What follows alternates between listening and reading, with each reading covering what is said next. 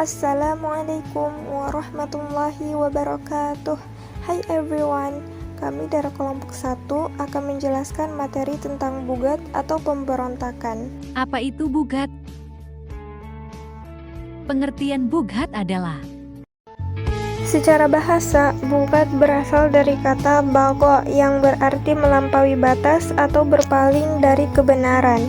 Sedangkan secara istilah, bugat adalah sekelompok orang yang memberontak secara bersenjata terhadap pemerintahan yang sah karena suatu alasan atau kesalahpahaman. Untuk disebut bugat, mereka harus memiliki kekuatan untuk melawan, melakukan pembangkangan dengan kekerasan, serta didasari oleh alasan atau penafsiran tertentu atau takwil. Hukum bugat dalam Islam, bugat dianggap sebagai tindakan yang haram dan dilarang. Pemerintah yang sah berhak untuk menghadapi dan menumpas bugat dengan menggunakan kekuatan yang proporsional dan sesuai dengan hukum syariah. Namun, pemerintah juga harus memperhatikan hak-hak asasi manusia dan prinsip-prinsip keadilan dalam menghadapi bugat. Kemudian kita lanjut pada ciri-ciri kaum bugat. Pertama, berusaha untuk mengubah sistem pemerintahan yang ada dan menolak untuk taat kepada pemerintah yang sah, lalu berusaha untuk menggantikan pemerintahan tersebut. Kedua, melakukan tindakan kekerasan atau ancaman kekerasan yang merusak keamanan dan ketertiban masyarakat, serta dapat menyebabkan kerusakan dan kekacauan, seperti membunuh, merampok, dan menghancurkan properti.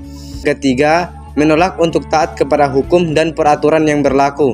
4. Kaum bugat menggunakan propaganda dan hasutan untuk mempengaruhi orang lain dan mendapatkan dukungan untuk gerakan mereka.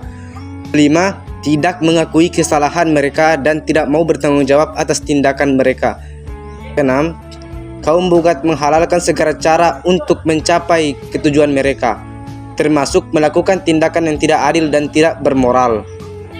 Namun perlu diingat bahwa tidak semua orang yang memiliki pendapat yang berbeda dengan pemerintah dapat disebut sebagai bugat.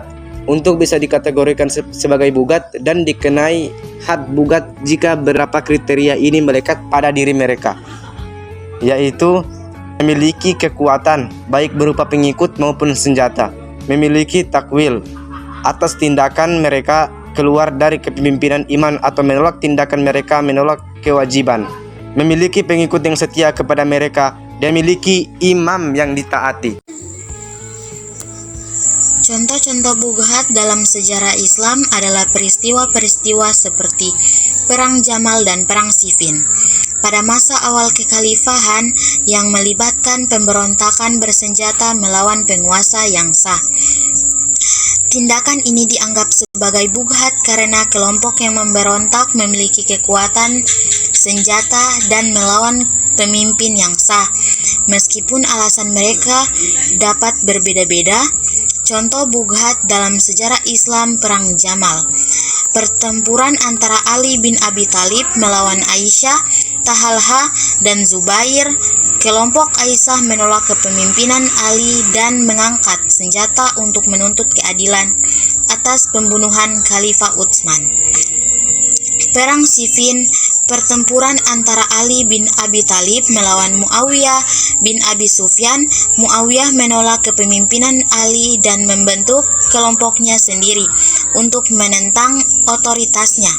Pemberontakan Khawarij, kelompok ini memisahkan diri dari Ali bin Abi Thalib karena tidak sepakat dengan penyelesaian damai yang ditawarkan kepada Muawiyah, lalu mengangkat senjata untuk menentang Ali.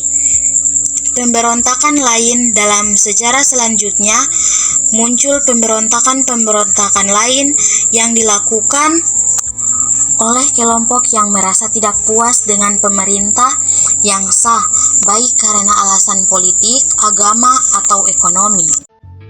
Kesimpulannya, bugat adalah tindakan pemberontakan terhadap pemerintah yang sah dan adil dengan menggunakan kekerasan atau ancaman kekerasan dan dengan tujuan untuk menggantikan pemerintah tersebut atau mengubah sistem pemerintahan. Bugat dapat menyebabkan kerusakan dan kekacauan dalam masyarakat serta mengancam keamanan dan ketertiban. Pesan dan saran: taati perintah yang sah dan adil, serta patuhi hukum dan peraturan yang berlaku. Jangan menggunakan kekerasan atau ancaman kekerasan untuk mencapai tujuan. Gunakan saluran yang benar untuk menyampaikan aspirasi dan pendapat. Bersikap adil dan bijak dalam menyelesaikan masalah, serta jangan membiarkan emosi dan kepentingan pribadi mempengaruhi keputusan. Ingat tanggung jawab kita tentang kewajiban dan hak sebagai warga negara. Dengan demikian, kita dapat mencegah terjadinya bughat dan menjaga keamanan dan ketertiban masyarakat, serta memajukan negara dan bangsa.